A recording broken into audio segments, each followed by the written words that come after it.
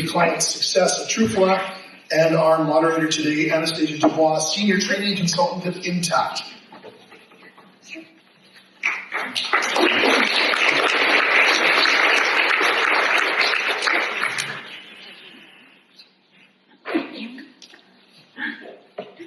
Okay, all right, good. Elegant test there.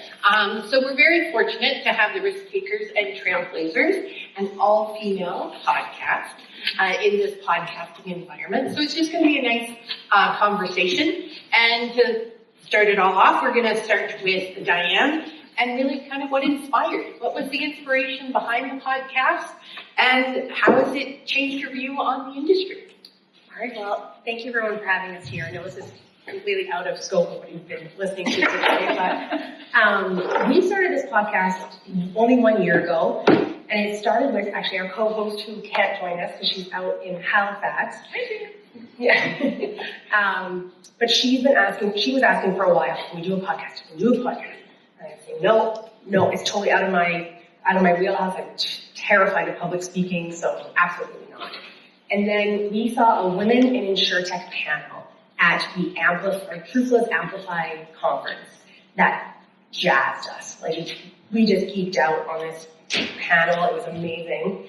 And she looked at me and she said, how about now? Yes, because we loved hearing from other women in insurance or tech that had done amazing things, were in great roles. And I know there's a lot of men in this audience, so I don't want you to think our podcast is about bashing men. It's not. It's about celebrating women, and that doesn't always mean putting down men. But let's be really honest. Men have always had a seat at the leadership table, right? You don't need a special space that makes you feel included. Women do.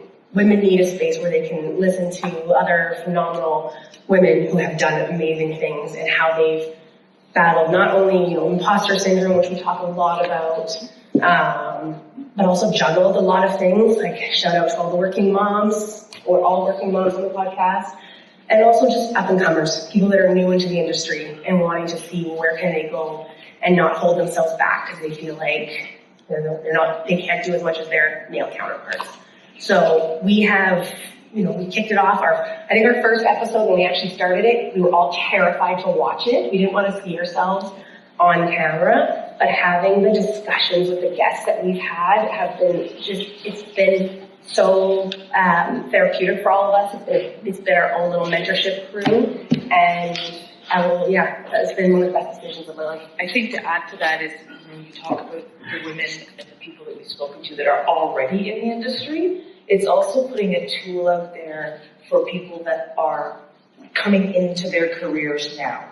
The juniors that we all have working for us. It's putting some visibility and inspiration to them to go, oh, okay, what else is the art of possible, right? We all know insurance sometimes isn't sexy, and it should be, right? So how else should we get other people interested? This was part of our platform of how do we do it. It's a very innovative and creative platform, especially as we look to engage the younger element in coming into our industry, and that it is a diverse industry, and it spans so many different aspects of career progression, enjoyment, diversity within the industry of career path as well. So I love that. So just kind of jumping in on that, and thank you, Diana. Jen, what would you say is the common theme of some of the mindset of broker leaders that you've interviewed so far? Maybe a standout moment? Yeah, so I would say, so we're on season 3, and we've had, I think, mostly executive leaders from carriers and brokers in the space and owners, and definitely 2 things stand out. One is, somewhere along their journey, they faced a need for self-advocacy, but also accountability. So in some cases, that was kind of extreme forms of accountability. And what that really means was, we heard that, the pattern was, this is my responsibility to get where I want to go, or stop the things I don't want to do. So that could be, we heard things like putting myself in the right rooms, applying on roles that potentially I'm missing 1 or 2 qualifications, boundary setting, like a ton of different things. I think it was CEO of Travelers. It was a great podcast, and just a lot of resonating when it came to that. So the point about accountability, though, was these leaders really threw out the excuses and really threw out like the blame game, because that can often happen in these kind of like movements, right? So it was like none of that, and yes, they felt challenges, but they just kept overcoming those things. Value, the point about aligning core values. So that was another thing amongst probably about 5, I would say 5 of them that said they really had to sit down in their journey and look at aligning their core values with the company or the department or the other leadership team, which I thought was interesting, because then I was like, oh goodness, I haven't looked at my core values in probably ever. So those things. And the point about the core values we heard was really about as soon as they got in alignment with those things, and it didn't necessarily mean that they were moving companies or jumping ship, but all the other problems and challenges that normal businesses face on a day-to-day basis, year-to-year basis, just really kind of melted away. Like these core values weren't things like, I want work-life balance. That wasn't it, right? So I thought that was really interesting. Awesome. I've heard a couple of things already kind of pop up about mentorship and imposter spirit syndrome and that kind of thing. So Helen, I'll throw it to you about confidence and specifically to women in our roles, and how is that, how often we hear that in our women leaders. So how has this been for you in building yours? For me, no one really wants to hear about my confidence levels, but I think it really has brought a different level of confidence, and confidence not in a derogatory or bad way. It's confidence in knowing I believe and I know the things I'm talking about, right? I say to the people that I mentor is, you've earned the right to be here. And that's the one piece of advice I tell many people is believe that, because that's what gets you to your next level, and will always challenge yourself. So I think put my confidence aside, and believe it or not, I'm not overly confident on every day. We're always going to have some bad days, but it's believing in what I know to be true of my own thoughts, my own authenticity, being true to myself. Like that's the additional confidence piece we've learned. And again, going back to Jen's kind of points of when I look back at everyone we've spoken to, there's some people that we've spoken to, and one person in specific said she applied for a job very early on in her career, and she actually talked herself out of getting that job because she wasn't confident in herself, in her abilities. Not herself, I should rephrase that, but her abilities. Self-sabotage. She totally self-sabotaged. So that's, again, the balance to learn, and what we're trying to do and champion to other people, in people that are in roles, people that are going into roles, and people coming into this industry or any industry, I would quite honestly say, is, believe in yourself and don't talk yourself out of it. And if that's a pep talk before you go into something or something afterwards, it's really just truly believing. And if you don't have that within you, find a good mentor. And that brings us to a really good point, I think, because that leads right into the next about mentorship. So in that, we can all have our grounding statements that are, kind of do one for the giver, pep talk statements kind of thing. But sometimes that can be really hard when we're down in that hole. And so talk about mentorship. What has it meant to you yourselves? And I'm going to throw it out to all of you. So take your time. I think mentorship for us has been, we've become our own mentors of each other. And sometimes it's just having that cheerleader. I think people think of mentorship as somebody who's up there, who's done it already, and they, but you can have a mentor of any level, anyone that inspires you and makes you feel proud of what you're doing. And then I think equally as important is being a mentor. If you've gotten something from somebody, like having, pass it down to somebody else that needs somebody to be their cheerleader. Yeah. And it's a never-ending cycle. I totally agree. And I remember someone once saying to me a couple years ago, they look at me as a mentor, and I remember pausing and going, really? Me? Are you kidding me? And then it was like, no, but that's part of my career, and me, I'm giving back to people in my day-to-day, and I don't label it as mentorship. I'm just giving back. And I agree with you. I think we have found mentors within each other because we all have strengths and we all have weaknesses. And even yourself, Anastasia, like we've connected in terms of mentorships and things you do, and others that I know. So I think it's good to have a key mentor, and that's the person that really helps you through your career journey. But I think we also have other mentors in life through different struggles that we're going through or different situations. Yeah, I think for me, the podcast was never really about kind of getting on that mantra, if you will, if I'm just being honest. It was really about the mentorship in disguise. And I didn't really know it until way later. And then when you listen to other leaders talk about their journey and what they faced, whether they're owners or in a C-suite position, the sacrifices they made and the excuses that they threw out the window, it was like, wow, God, I'm not alone here. Like, okay, so it's just, there's a connection. And I think post-COVID, I was really craving that. And that's what's been invaluable. And then you realize, well, wait a second, if I feel like this, there's probably 20 other people who feel like this, right? And then, like you said, passing it down. So, I think that's really, we didn't even plan it. It wasn't this big plan. And I think that's why, like you said, younger people coming into the industry, or even we're learning things every day, right? I think that's why it's catching on. I mean, you're in post-COVID, tons of people are not back at the office. There's this big disconnection. And yeah, so I think that part of it has just been invaluable to me. I love it when there's like a secret sauce that shows up that you weren't even expecting, right? Like that's just the gravy, it's the extra. And those are the yummy moments that I just love. And as we're talking about mentorship here, and I think you touched on a really great part, is that sense of community. And I've always felt that within my role and the pay it forward and filling someone else's cup. As I've progressed in my own career and done the things that I've done. And so how important do you think having a sense of community within our industry is? So important. And I think it actually has gone through ebbs and flows. I feel like the insurance industry is always people-based. It's always been very people-based.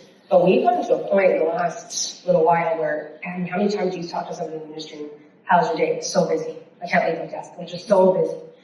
And you lose a bit of that. So now we need to bring it back to that people part and have that, like you said, the new people coming in. If we're all sitting at home and we're not meeting and going for even a drink after work or even, having that little chit chat in the office, you're not learning from people and you're not building that community to know that how you're feeling is normal.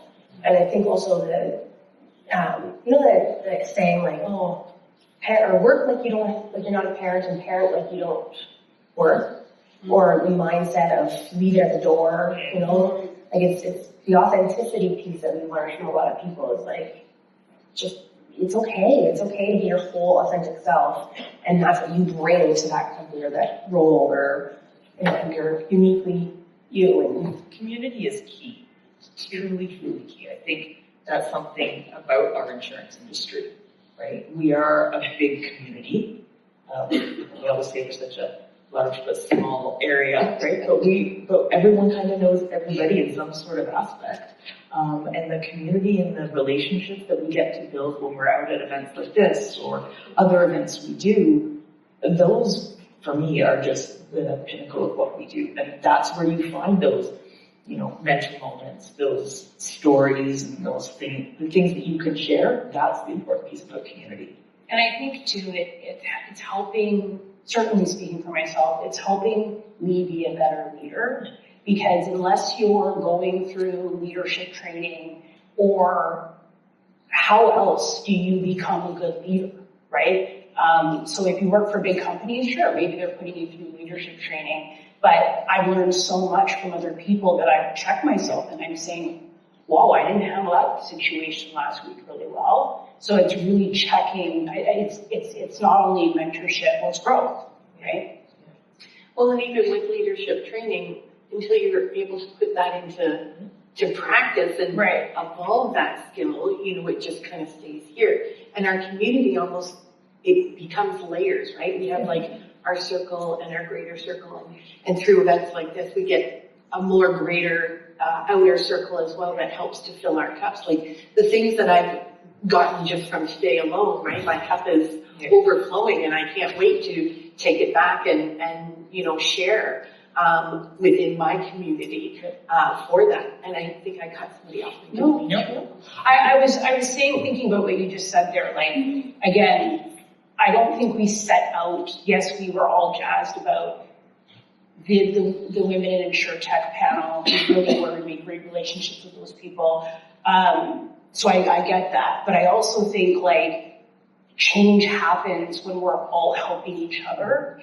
And it doesn't really matter if you're male or female, or you're young or you're experienced. I think that's what we're seeing is it's that support, that community.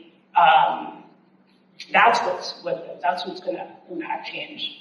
And technology's challenged that community a little bit because we're not sitting around and I can just poke my head over the cubicle and ask my question. Now we have to create and intentionally create those communities and digital pathways with our messaging and that kind of thing. So it takes a little bit more effort, I think, to build that community. Tons of effort and patience. I mean, you're coming off the 7th Zoom call for the day and, 4 direct reports, have issues. And I mean, you got to really pause and say, do I handle this now? Am I even in the right mind frame to handle this now? You forgot the 12 emails that we haven't answered that came in through the session. Right, exactly, right? So I think it's challenging. I don't think anybody has the answer, but you're right, it's way more challenging now than, or maybe not. I mean, this is the stuff we learn from, veterans in their career when they say, actually, you know what, we have a whole other set of challenges prior to the last 5 years. Oh, okay, cool. So the perspective is just fascinating. From a learning perspective, for me, it really has. Like when I think of my role, there's so much learning that happens naturally through osmosis because I hear what's around me. We don't hear what's around us any longer. Mm-hmm. So again, that creates that creative moment of, okay, how do I create that in this learning environment? And how do I allow that continual learning to still happen when you leave me? Kind of the Zoom call ends, and, that kind of thing. So I totally respect that. And I think it's interesting. I love the authenticity that you talk. I just speech on authenticity a little bit. So it's allowing that space and that room. And I think we've really kind of evolved and embraced that as an industry over the last, I would say less than 5 years, but really 5 years has really kind of spiked it. And 5 years, right? It's really well, when I think of when you say authenticity, it's like if you're trying to grow a business, if you're trying to grow a company, you don't want to, you don't want to, I mean, I know this is not my line, you don't want to hire people and tell them what to do, but really, we are going to get so much further faster with allowing people to be good at what they do and feel good at what they do, right? I like that. That's awesome. I'm a natural born storyteller, and I'm looking at John, and John was one of my early trainers in my career, so I'm dating us both here, storytelling. But I can remember sitting in, John's classroom and seminars and things like that and going, yeah, that's the role I want, right? And like setting that target, and then the mountain gets achieved, so now it's like there's this whole new mountain that kind of emerges as we were talking about that in the mentorship. And so mentors kind of appear and they don't even realize that they're mentors too. In that, kind of it becomes this aspirational goal. And I think about the storytelling, and I even think back to my father, and I know that's where my storytelling comes from, because he could make a meal of going to the store and getting milk. So there's that. But how important is that? Storytelling in our industry, but also as part of your podcast. I think it's large and it's so impactful. And I'm with you. I am a storyteller. Probably if you go back to our childhoods, we probably were the ones in the household where our parents were like, oh my God, they're telling another story. Really? Right? And it would be long-winded. But storytelling, as I was listening to everyone today, I was thinking, well, everyone had a story in their presentation. So to put that into our podcast perspective, I'm like, that's what we bring to the table. We are bringing storytellers and their story to bring it to a grander audience to help, talk about their wins, their losses, their challenges. We're really putting that authenticity in their story. We're giving them a voice. We're letting them speak, be seen, and be heard. That's what storytelling also is to me, is that's how you can do that, right? And you're right, it totally gives a human element to it. If you can relate to a story or something, you're going to remember it. And that's going to resonate with you. So I think storytelling from our podcast perspective, that was kind of an underlining theme, was where we wanted to showcase and highlight women, specifically is what we focused on. We've had some males on as well, but talk about their journeys, talk about their wins, their losses, their struggles, and put their story out there to be someone else's learning opportunity. Get them engaged, get them ignited and passionate about it. Right, and see what's the art of possible. And what's really cool about that is that think about the mentor. Yeah. Like so many people that you ask to say, hey, tell me your story. They have all these realizations in that storytelling session as well, right? So I think it also does so much for I think it's more connection than it is anything else. And I think the podcast, if you listen to it or get a chance to listen to it, it's not about, rah, this is my personal success and this is how I did it. And it's so the opposite of that, right? And you can see kind of as they're going through these stories that they're having sparks of, oh yeah, that actually connects now. Right? It's cool to see, if I think back to, either Heather's or Kennedy's, but honestly, some of those earlier episodes we did, their faces when they're telling, when we've asked them a specific question about, what was your journey or how did you get here? What was your biggest challenge? Or tell us about, something that you overcame. It's watching their emotions That's what I mean, go yeah. through it again and relive it and have a different appreciation of it. And probably a different appreciation of how they got to where they are today. Well, that reminds me, it's one of my favorite posts we did on LinkedIn on International Women's Day, was we asked all of our followers to tag their mentor and tell us a story about what they did for them in their career. Right. And it was a lot of, really? You felt that way? That's amazing. And then they would tag somebody, and it was such a long list of just, it was amazing. Well, and I think even the story that you told about I think it was Kennedy sabotaging his time. Sorry, Kennedy. Firsthand, but it was her boss who had called her and said, did you not want this job? Because, you were talking yourself out of that job, right? In the interview, right? So, so it's just these kinds of things. So it's definitely been an amazing learning platform. What an interesting sense of vulnerability for Kennedy to share in that, because I know Kennedy as well. And I wouldn't think that at all about her in how she presents herself now, but the look back moment, right? It was way back early in her career. So again, then we look forward, again, this is that journey that they've been on to where they were to where they are today, and all the things that she's gathered in her toolbox and all of our toolboxes and everyone else's toolbox of their journey is the things you've added to it, right? Makes you the person that you are now in front of us. Awesome. I love these insights. I could ask you more, but I'm going to ask us to look forward. So what excites you today about insurance? What are you looking forward to in insurance? And this is for everybody. So. Oh, good. What excites me about insurance? Well, a couple of things, I think. I do get excited about where technology hopefully is going to take us as an industry. I get very excited about, hearing how AI can help frontline service, can help frontline sales, how it can help internal processes. So that kind of stuff excites me. Alright. Drive a tech one. Yeah. But also continuing learning, continuing sharing our voice, and hopefully if it's not our voice, it's someone else's voice. Maybe we are being, the OGs of this and giving another younger generation the opportunity to do what we're going to do and take that insurance knowledge and just keep paying it forward. Right? That's what I hope. Awesome. Thank you. I love seeing where it can expand to. We look at insurance and we think, oh, auto and home. Yeah. But one of our favorite guests was Dr. Christy Lane and her new product, the fluoride insurance, so for fertility insurance. Yep. Things that you never think about before that are now advancing in the insurance world. So it's been fascinating learning about different products. Yeah, that's a good one too. Yeah. I think from just a pure insurance perspective, I think the whole risk prevention movement is super fascinating, coupled with technology. But then also, I think new people, I wish we would get more new people coming into the industry, and how we can support that. I think it's a great business. I mean, I think we're all here. We all have, it's never going away. And definitely, I moved to the digital side, but I'm very grateful for the industry.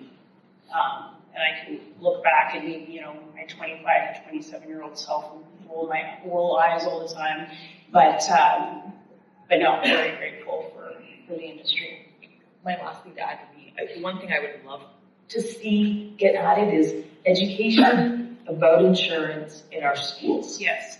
They're truly, like from a high school perspective, even more in colleges, but they really need to install some sort of classroom, and maybe it's just an addition to something that they already have there, but talk to people about insurance. Talk to, the students about what it really is, so they don't come out of high school or university or college or wherever they've gone and go, all right, I don't know what it is for their own personal well-being, but also what about the career opportunities, right? And even future career based on the technology and all of those things that are coming. So that would be my wish for where insurance should get to. It shouldn't be the, secret job that we all love and the career that we've all taken on. It should be part of one of those top choices for individuals to say, oh, I'm going to go in insurance, and not look down when they say, yeah, I'm an insurance broker or I work for insurance. It should be stand up tall and say, I work in insurance, and here's what I do. I've never shied away about saying what I do, and at parties, right? And you always get the gamut of stories that you get. But one of the biggest things that we often hear is, "Oh, I fell into insurance." So I ask you, I ask the room, right? How many people planned on going into insurance in high school or college? Right? But as many as read the report. God. So, absolutely. So we often find ourselves in insurance, and I think the Insurance Bureau of Canada said it very well earlier today, is we don't tell our own story very well, and I think if we were given that opportunity to talk about it and talk about the diversity that is housed within our industry, that it's not just, the agent, the broker, that kind of thing. And often a lot of people's perceptions of insurance is mom and dad's perception of insurance, or whatever their experience has been. And I think we can do a little bit better. I love, she's not here anymore, she's gone back home, but the auto insurance rate board ads, I love how creative those are and how it's looking at it in a different way. I love that. Love it. It's funny because some of those ads, when they were telling the staff what people were saying, what they thought about insurance, I would just tell my clients, I hope you never find value in what I do. I hope you always think it's a waste of money. Because if you find value in what I do, your house is burnt down. Or you've been in an accident. You've gotten value because you've been put whole in a bad incident. If you never have felt that, then... Means you've never needed to call for a claim. Yeah. Great comments, great conversation. I think we've moved through just about all of our questions that we have. Any comments that you would like to end with today? Go find us on LinkedIn. Bring something for us. Yeah. Watch the podcast. Let us know what you think. you want to be on, we'd love to have you on. We love everyone's perspective. Yeah, some of our favorite guests have been nominated from others, but like, oh, you really need to talk to this person, or this person's story is really interesting. So if you have any people that you think would be a really good fit on our podcast, send us a message. And it doesn't have to be insurance, quite honestly. Yeah, no. We've had tech people. Again, you spoke about Christy. Yeah. Christy, who insurance? Yeah, we have a police, someone that works in the police department. We've had some executive coaches. So again, it's a gambit of different individuals. It's really, again, that platform to share stories and provide mentorship. I will say most of our follower base so far, comments that we get, it's definitely the industry, right? We know the industry, but I also think we do have a lot of these younger individuals, so we would love to have people on who want to carry that conversation through to get younger people into the industry.